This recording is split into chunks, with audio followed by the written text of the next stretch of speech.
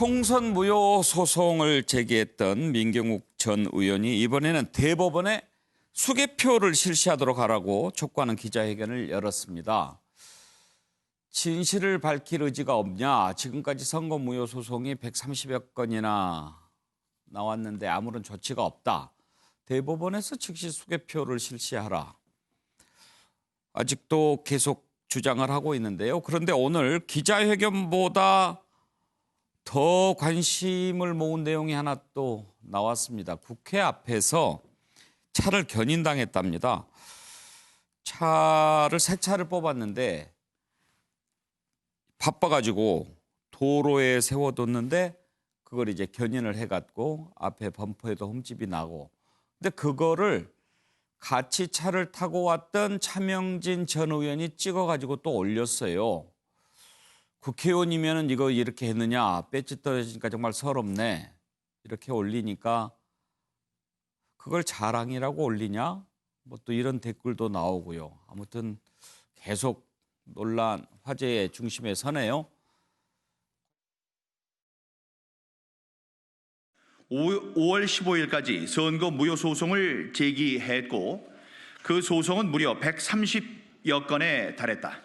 그러나 국민들이 절박하고 비장한 심정으로 선거 무효 소송을 제기한 것과는 달리 소송의 당사자인 선거관리위원회는 답변서 제출을 지연하고 있고 대법원은 이에 발맞춰 재판 절차를 진행조차 하고 있지 않다. 대법원은 4.15 총선 선거 무효 소송에 관한 수개표를 즉시 실시하라! 실시하라! 실시하라! 실시하라!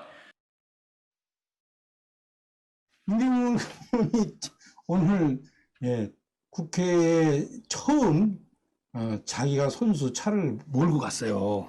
뽑았다고. 며칠 전에 뽑았어요. 자기 차 뽑았다고 태워준다고 그래서 제가 갔는데 차가 없는 거예요.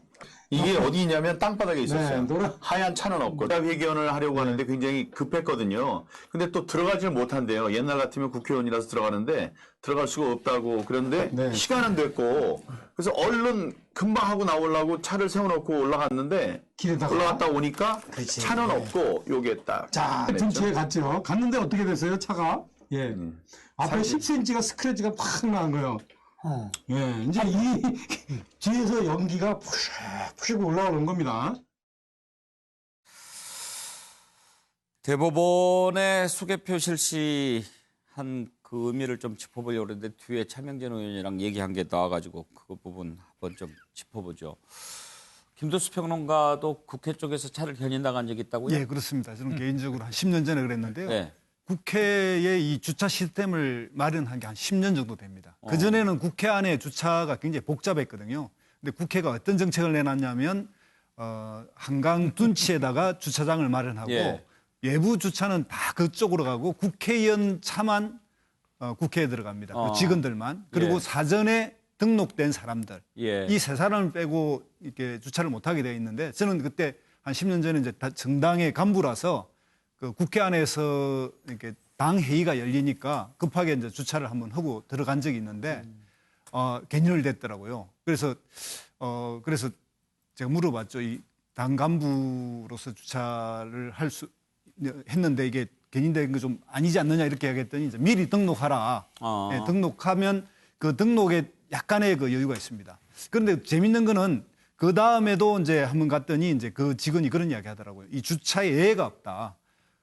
정말 그 억울하시면 국회의원 당선돼서 하십시오. 이렇게 말하면서 그 한 번 주차를 잘못하면 블랙리스트에 올라가 있어가지고요. 5년 동안 즉시 개념. 그렇게까지 합니까? 예, 그렇게까지 아주 엄격하게 하면서 국회 주차가 완전히 정착됐습니다.